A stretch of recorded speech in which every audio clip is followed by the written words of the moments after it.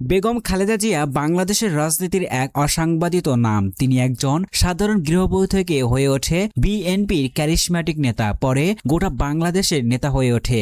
আজ এই আপসহীন নেত্রী বেগম খালেদা জিয়া মারা যান। এরপরই দাবানলের মতো ছড়িয়ে পড়ে, তাহলে কি খালেদা জিয়া আগেই মারা গিয়েছিল? কেন বিএনপি মিথ্যা নাটক সাজিয়েছিল? কোথায় থেকে জনমনের সন্দেহের সূত্রপাত হয়েছিল? আজ আমরা এই বিষয়ে বিশ্লেষণ করব। যারা চ্যানেলে নতুন, অবশ্যই চ্যানেলটাকে সাবস্ক্রাইব করে রাখেন।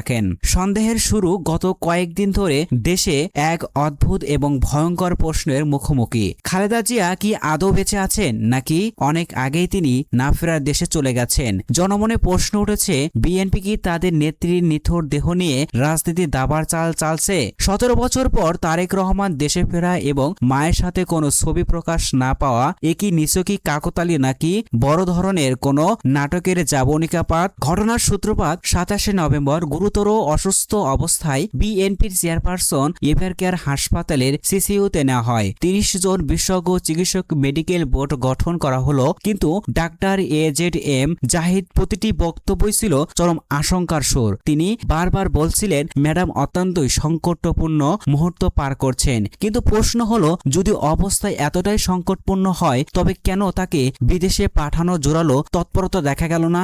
যেখানে হাদিকে বিদেশে চিকিৎসা করা হলো, সেখানে সাবেক 3 বারের প্রধানমন্ত্রী কেন নিভৃত হাসপাতালে পড়ে আছেন? এই নীরবতায় কি সন্দেহের প্রথম বীজ নয়? 25 ডিসেম্বর দীর্ঘ 17 বছর পর দেশের মাটিতে পা রাখলেন তারেক রহমান। সারা দেশের মিডিয়া তখন তারেক রহমানের সেকেন্ডে সেকেন্ডে আপডেট দিচ্ছিল, কিন্তু যেই মুহূর্তে তিনি এভার কেয়ার হাসপাতালে মায়ের কেবিনে ঢুকলেন, অমনি যেন মিডিয়া ক্যামেরার তালা লেগে গেল। বলা হলো, নিরাপত্তা এবং গোপনীয়তার খাতিরে সেখানে কেউ প্রবেশ করতে পারবেন না। তারেক রহমান কয়েক ঘন্টা সময় কাটালেন মায়ের পাশে। সামাজিক যোগাযোগ মাধ্যমে তার সারাদিনের কর্মসূচি শত শত ছবি পোস্ট হলো, অথচ অসুস্থ মায়ের সাথে একটি ছবিও কি তোলা সম্ভব ছিল না? জনমনের সন্দেহ আরো ঘনীভূত হলো যখনই একটি ছবি ভাইরাল হলো, যা পরে দেখা গেল কৃত্রিম বুদ্ধিমত্তা বা AI দিয়ে তৈরি। কেন এই লুকোচুরি? একজন ছেলে কি তার অসুস্থ মায়ের সাথে একটি বাস্তব ছবি দিয়ে দেশবাসীকে আশ্বস্ত করতে পারে না?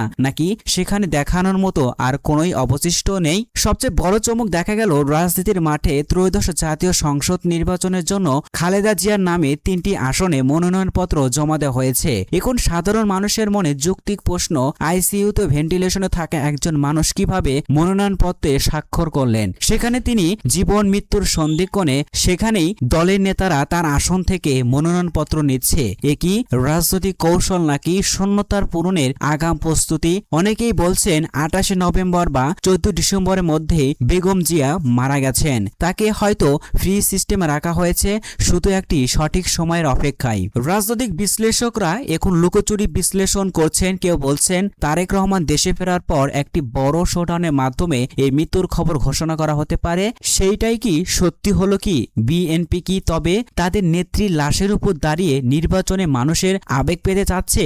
আপনার কি মনে হয় খালেদা জিয়া কি সত্যি আজ মারা গেছেন, না অনেক আগেই মারা গেছেন? আপনার মতামত নিচে কমেন্ট করে জানান। সত্যের সন্ধানে আমাদের সাথে থাকুন। ভিডিওটি ভালো লাগলে লাইক দিন এবং এই চাঞ্চল্যকর তথ্যটি শেয়ার করে সবার জানার সুযোগ করে দিন। পরবর্তী আপডেটের জন্য আমাদের চ্যানেলটিকে সাবস্ক্রাইব করে রাখুন।